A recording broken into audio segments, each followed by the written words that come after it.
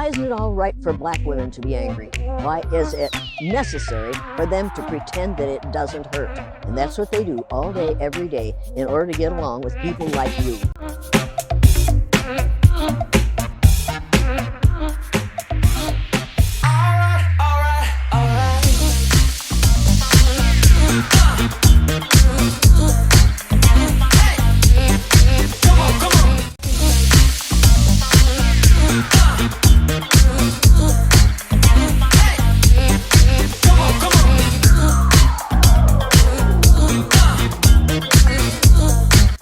Let's talk with Andrew Love. Go on. Yes. Well, welcome. On today's show, we will be talking about evangelical racism and the politics of morality or the lack thereof in America today, and maybe touch on a little bit of critical race theory. As we get into this topic, let me first start by saying that I understand that not all melanemic evangelicals adopt the kind of conservative politics that reinforce those historical origins of racism. There are some that disagree with racism and avoid right-wing politics. We're so excited, though, that today we are here with internationally known diversity educator, anti-racism teacher, and lecturer, Ms. Jane Elliott. Welcome to Real Talk with Andrew Love. And I'm Andrew. Yes, thank you for the introduction. Yes. Not Andrew, what? And here we go. Andrew Love. Okay, yes. He's on his love walk. So he's walking in that love, right, Andrew? Working on it. I shall do some self-love sometime. Well, since we're talking about that walk, I'm going to get into the first question. In my religious upbringing and in my spiritual walk, I have always been taught that Christianity is fundamentally rooted in love. Evangelicalism is a branch of Christianity, yet they believe and accept biblically sanctioned racism. Why do you think that melanemic American evangelicals vilify the different ethnicities and people of color, if that's, the case? Because they have been taught to from the first day. When they first go into a country, the reason for the conquest is to take over a country in the name of whatever they believe in. And mostly what we melanemic people believe in is money. The color that's important to us in this country is green, which is the color of our money. And we will give to the church that which will not cost us too much, but will get our acceptance from the people in the church. If you think racism began with Christianity during the Spanish Inquisition. A man named Torquemada was going to turn everybody in the country into Catholics, and he was killing those people that he didn't think were Christians. He had killed over 2,000 people before somebody pointed out to him that many of the people he had killed were indeed Christians. So then he realized you can't tell what a person's religion is by looking at them.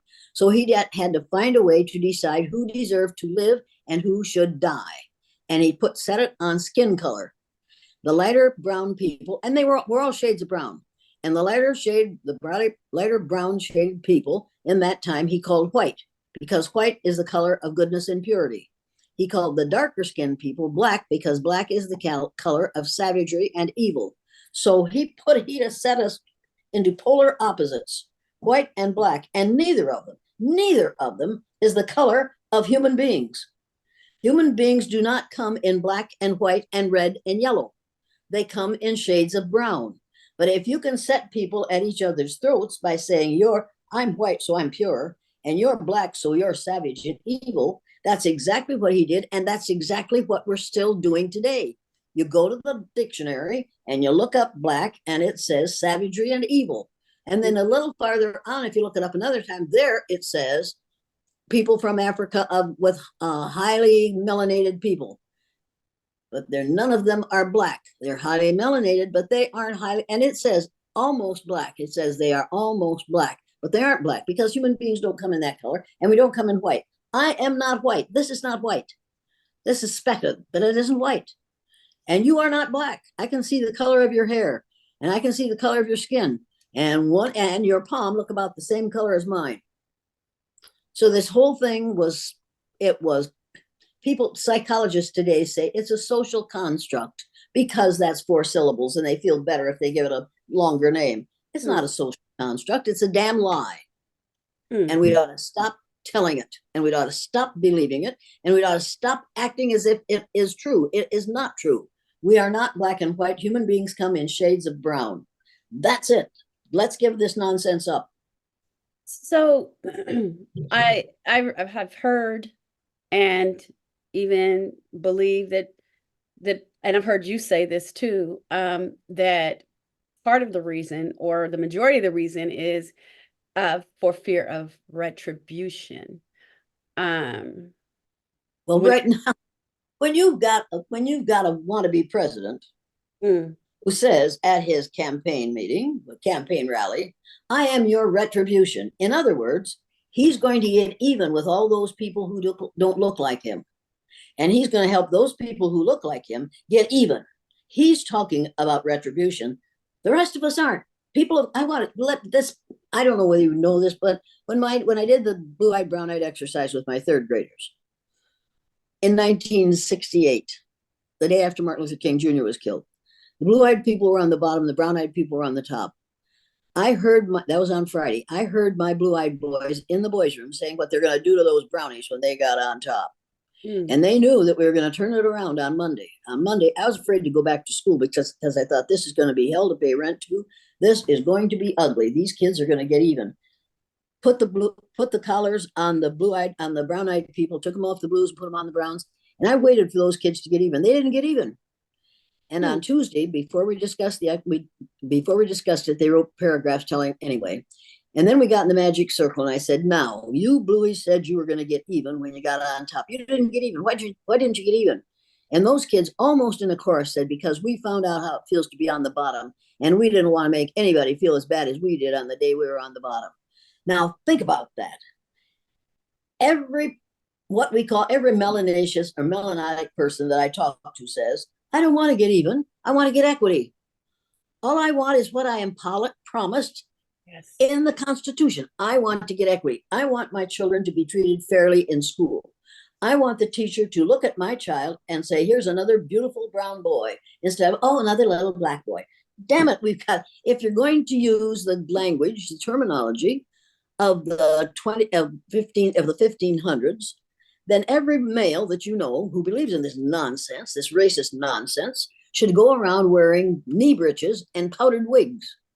And all the women who believe in this crap should go around wearing dresses that their waist is cinched so tight that it's no more than 18 inches around, because that's what they did in the 1500s. If you're going to talk like the 1500s, then walk like the 1500s, dress like they did, eat like they did, be transported the way they are, and communicate like they did. We don't want to do that, but we are perfectly happy to take on the attitude, the racist nonsense of the 1500s. It's time to get over it. I'm too old for this nonsense. And so are you. This should have ended a long time ago. Agreed. I was thinking back to our interview a few years ago. I'm sorry, Andrew. A few years ago, when you said to us, you talked about your classroom being a cooperative competition of groups, right? Different leaders. And you described society as a mosaic, an art form that is made up of many different elements that are absolutely beautiful.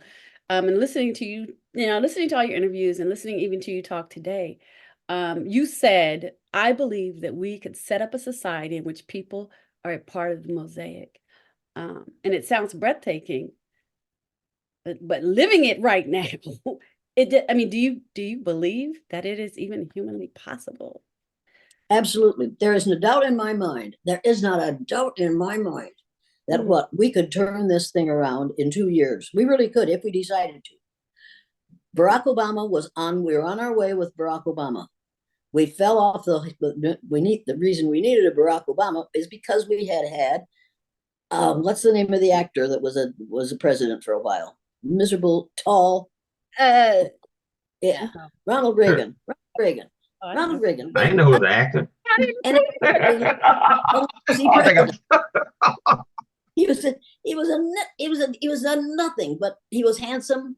He had been in the movies. People looked up to him. And the day before he became a Republican, he was running as a Democrat, but the Kennedys were running against him, and he knew he couldn't beat the Kennedys. So if he wanted to get elected, he had to go to the Republican Party. And that's how he became a Republican.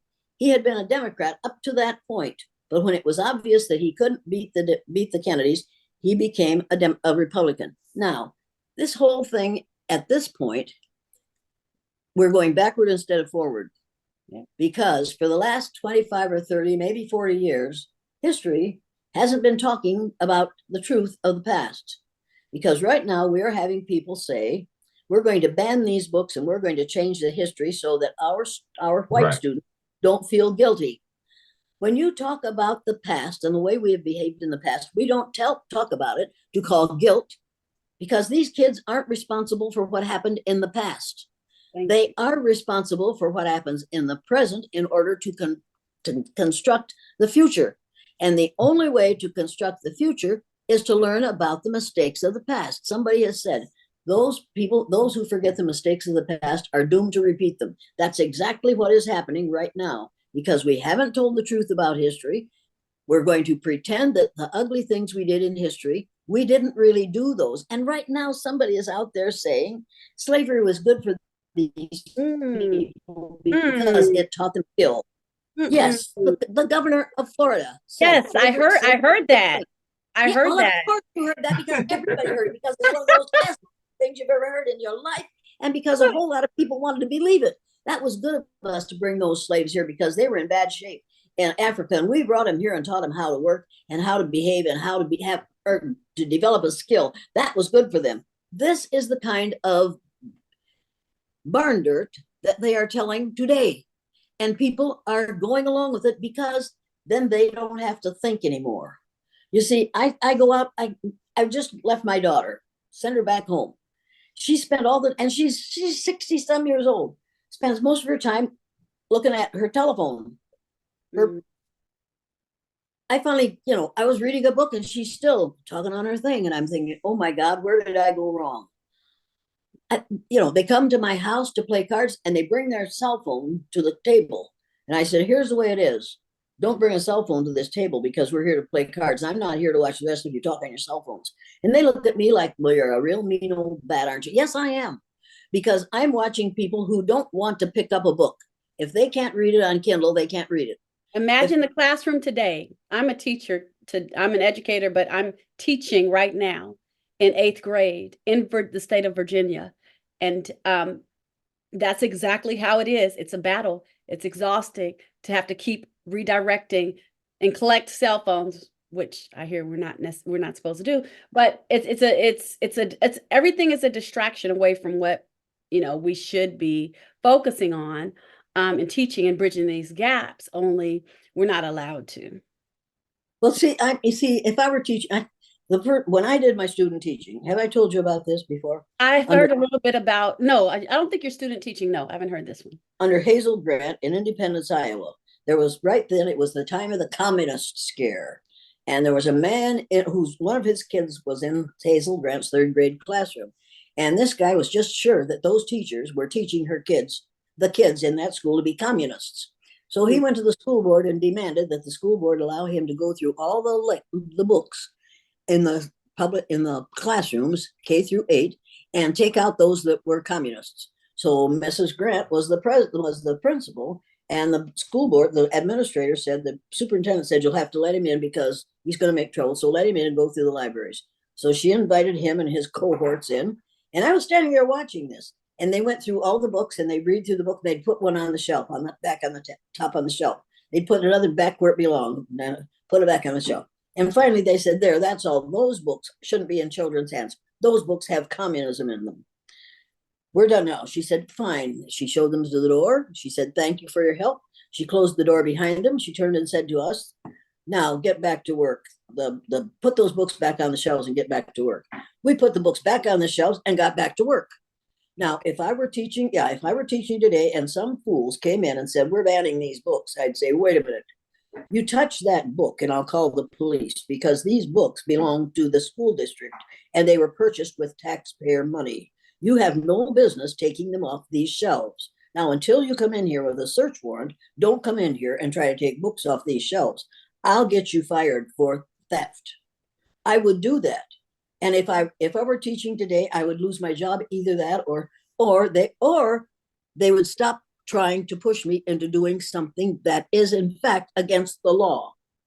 Yes. Yes. You, It's a whole, you, it's a different. this is ridiculous. What is happening? This book banning is ridiculous. And it is being done by, and there's another thing. Anybody who came into my class to give a speech or to do something, I had to say, I want to know what your credentials are. Hmm. If you know more than these kids' parents do about something, then let's see that you know it. Let's see your license. Let's see that you're sure that this is going to bring something that's valuable to these kids. Those people who are going in and telling people how to teach have never been to education courses. Many of them have never been to college. All they do is sit home and watch Fox News. And they believe what's coming out of Fox News. So they come into classrooms and try to run classrooms with that little experience. That should not happen. And so they talk about, so this is what they're talking about when they say critical race theory. Oh, let's deal with that. Number one, Jesus help me. CRT stands for critical race theory. Critical race theory is a topic that you study in law school at the college level. Nobody is teaching critical race theory K through 12 in schools in the United States of America. But the people who are complaining about it are trained to distract the public so that you won't look at what they're really doing. If they can talk about critical race theory, they won't have to talk about the fact that they are destroying AEA, area education agencies in Iowa. They are telling teachers what they can teach, whether or not the people who are making these recommendations have ever had any teacher training education. No, you can't. See, if you're gonna, when somebody says CRT to me, I say, well, why would you complain about CRT?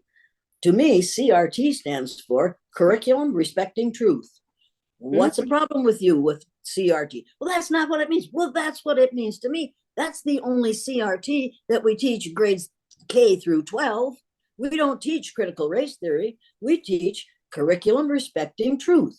They cannot understand that. They look at me like I'm the one that's crazy. And I think, yeah, I am. But I've been crazy a lot longer than you have. And I've seen this.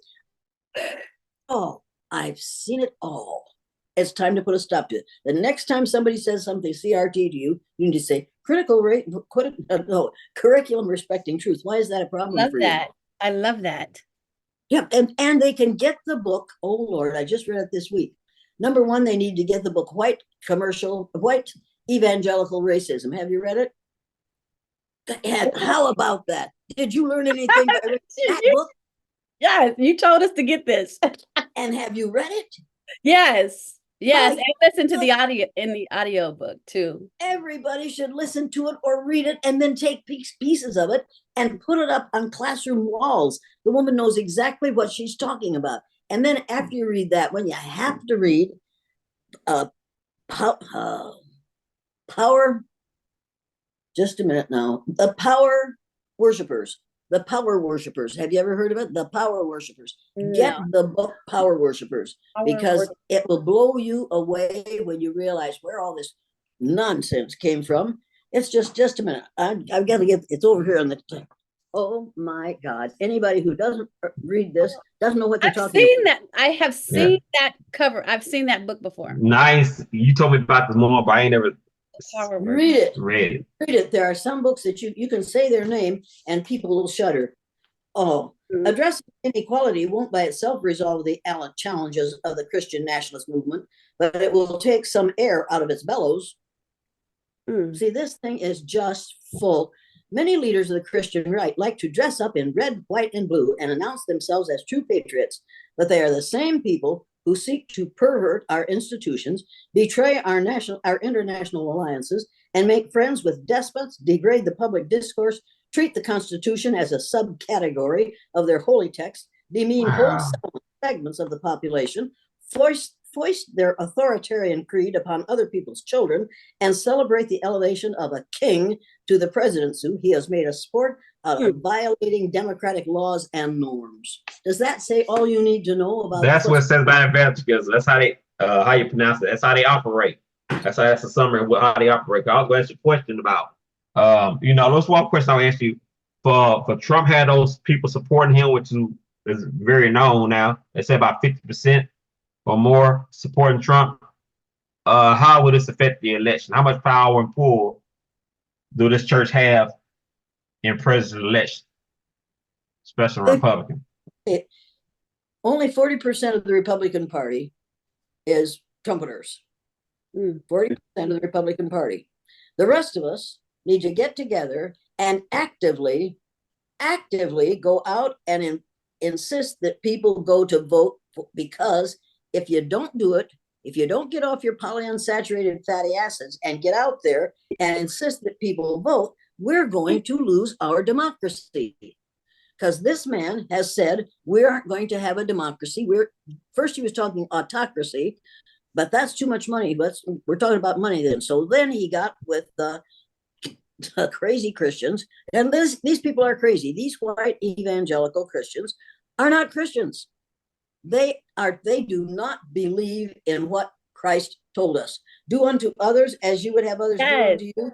How many white people do you think are afraid because they're afraid that those black people, which don't exist, but those other people are going to treat us the way we've treated them? Because that's what the golden rule says. Do unto others as you would have others do unto you. Are white people doing unto people of color as white people want done unto them? You know they aren't. In fact, I have said to groups, well, every white person in this room at the college level who wants, when they were still allowing me to speak on college campuses, said to, and there's a clip of that on Google. You can Google it. And there I am saying to a group of college students and professors, well, every white person in this room would like to spend the rest of their life being treated the way we treat our black citizens. Please stand. Total silence. You could hear a feather fall. Nobody stands up. I say, you didn't understand what I said.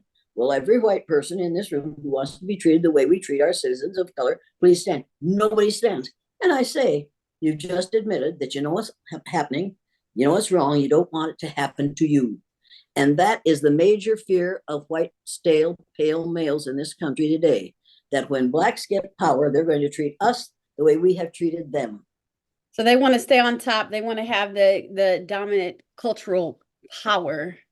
They want to have the money. With money goes power. They want to have the power. And if they could get the Christians, so-called Christians, who do not believe in spending your life working for money. Some of this ridiculous stuff started in 1953. Yeah, think about it. In 1953, Dwight Eisenhower was the president of the United States. And a group of members of a Catholic men's service group, Knights of Columbus, maybe, went to their congresspersons and insisted that we put the words, "In God we trust," on our money. So, yeah, in 1953. I didn't know that. And it's still there today. It's still there today, but it isn't on the big bills. It's only on the small bills, which is just supreme, I think. I just think that's the funniest thing I ever saw. Anyway, when I was 15, I was going down to meet my dad at the restaurant. He was going to take me home. And I walked into the restaurant, and there on the wall is a sign that says, "In God we trust. All others pay cash." And I started to laugh, and my dad said, "What are you laughing at?" I said, "Look at that sign." And he said, "Well, I'll be damned. That's right, by God, that's right." And he laughed all the way to the car. So I think everybody who gets a piece of paper money, United States currency, on which it says, "In God we trust," everybody should take out a ballpoint pen, and under the words, "In God we trust," everybody should write, "All others pay cash." Wow. The words "In God we trust" do not belong on our money. We have supposed to have separation of church and state in this country. It's time for us to practice what we have been preaching. It was the same year, 1953, Dwight Eisenhower allowed them, signed the statement that said they would put the words "under God" in the Pledge of Allegiance to the American flag. The words "under God" do not belong in the pledge. And after several years of my teaching and having the kids say it, I said, wait a minute, kids. If you don't want to say "under God" in the pledge, you don't have to. because that brings religion into the school. We don't have the right to do that. So you don't have to say it if you don't want to. So someone, shamefacedly, but then when you read it, you say under God, and right after it comes the word indivisible. Invisible. Now think about that. Indivisible. It divided us into those who believe in the proper God, or those who don't believe at all. And heaven help us if there are any of those in that classroom. The words under God do not belong in the pledge. And another thing that doesn't belong in public, private, parochial school classroom is the Mercator map. Hmm. You know anything about the Mercator map? The Pope commissioned Mercator to make a map that showed the spread of Christianity. So if you look at the Mercator map, the equator on the Mercator map is 2/3 of the way down the map.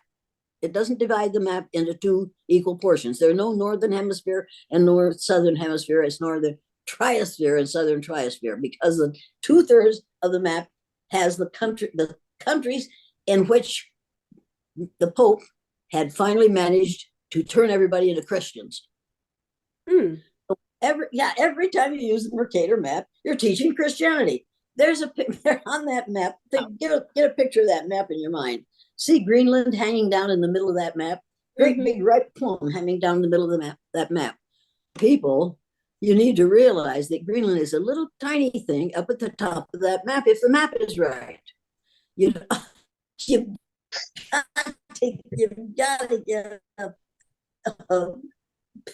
get the Peters projection map. Go to the map and see the difference between the Christian map and the Peters projection map. And don't tell me we haven't been teaching religion in the schools on a daily basis.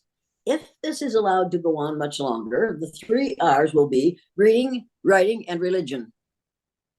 That is not what we ought to be teaching in the schools. Reading, writing, and arithmetic, and that's the 3 R's is so dumb to talk about anyway.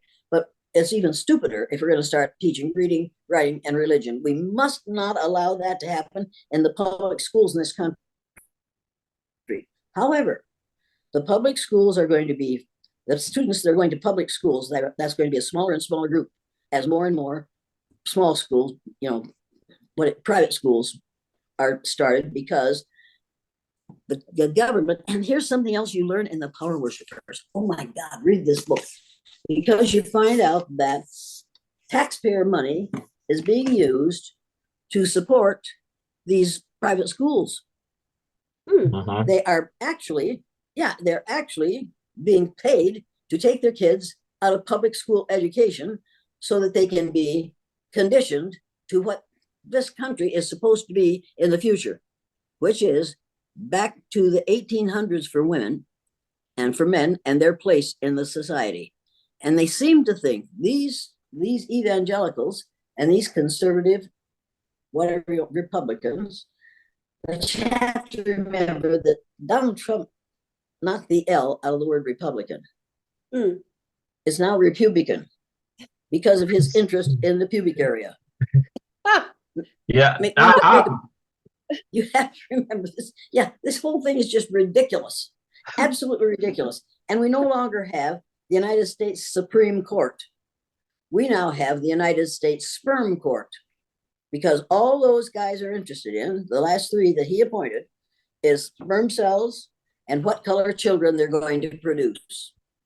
Well, it doesn't sound like much has been, I mean, I know we've come away, but it doesn't, it feels like you said, it feels like we're going backwards. So what is the status quo in America today? Because around the 1970s, Black preacher and evangelist Tom Skinner claimed that evangelicalism supported the status quo, which is slavery, separatism. And it did. He's absolutely right. And it does. It did, and it still is. And that's what's really scary. It still is. It's just that part. Because I want to come so far, but at the same time. But you see, you can, if Benjamin Franklin said, well, it's your, I think it was Benjamin Franklin, well, it's your democracy if you can keep it. And we kept it for a lot of years. But now we are losing it because the schools are not teaching history.